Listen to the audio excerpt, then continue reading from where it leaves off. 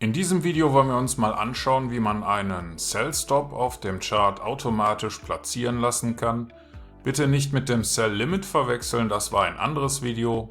Also schauen wir mal, wie man einen Sell Stop mit MQL5 programmieren kann.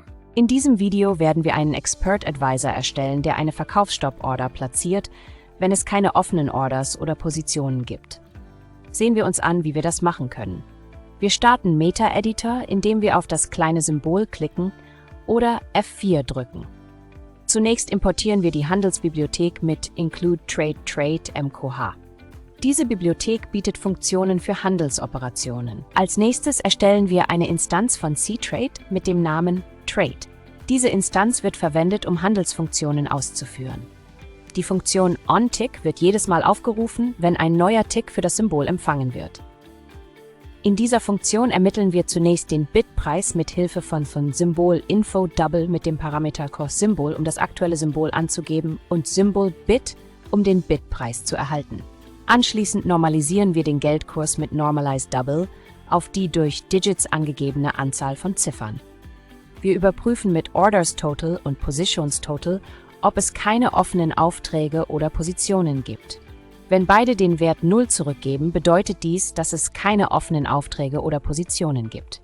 Wenn die Bedingung erfüllt ist, platzieren wir mit Trade Sell Stop eine Sell Stop Order. Die Parameter für diese Funktion lauten wie folgt: Not,1 sehen, die Lotgröße für die Order, Bit, der Einstiegskurs für die Sell Stop Order, der 200 Punkte unter dem aktuellen Bitkurs liegt, Symbol, das Währungspaar für die Order, 0, der Stop-Loss-Wert, der in diesem Fall auf 0 gesetzt wird, der Take-Profit-Wert, der 400 Punkte unter dem aktuellen Bitkurs liegt, Order Time GTC, der Verfallstyp, der für Good Till Cancelled steht, 0, die Verfallszeit, die in diesem Fall auf 0 gesetzt ist, mein Kommentar, ein Kommentar für die Order. Nachdem wir den Code geschrieben haben, drücken wir F7, um ihn zu kompilieren. Wenn Ihnen das zu schnell ging oder wenn Sie nicht verstehen, was der Code alles macht, sollten Sie sich den Premium-Kurs auf unserer Website ansehen oder zuerst eines der Grundlagenvideos anschauen. Wenn die Kompilierung erfolgreich war, kehren wir zum MetaTrader zurück, indem wir F4 drücken oder auf das Symbol klicken. Zurück in MetaTrader drücken wir die Tasten Stroke und R, um den Strategietester zu starten. Wir wählen den Expert Advisor, den wir gerade erstellt haben, aktivieren den visuellen Modus und starten einen Strategietest. Jetzt sollte der Expert Advisor im Chart zu sehen sein.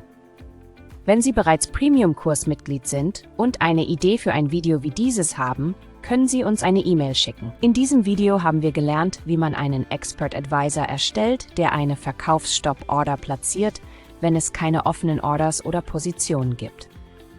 Wir haben dies mit ein paar Zeilen MQL-Code selbst codiert. Vielen Dank fürs Zuschauen und wir sehen uns im nächsten Video wieder. Okay, ich hoffe, alles hat soweit funktioniert. Falls ja, sollten Sie den Sell Stop auf Ihrem Chart sehen, sobald Sie den Expert Advisor starten. Wenn Ihnen das zu schnell ging oder Sie nicht wissen, was der ganze Code bewirkt, dann ist vielleicht der Premium-Kurs interessant für Sie. Den finden Sie auf unserer Webseite. Für den Moment sage ich vielen Dank fürs Zuschauen und wir sehen uns dann im nächsten Video.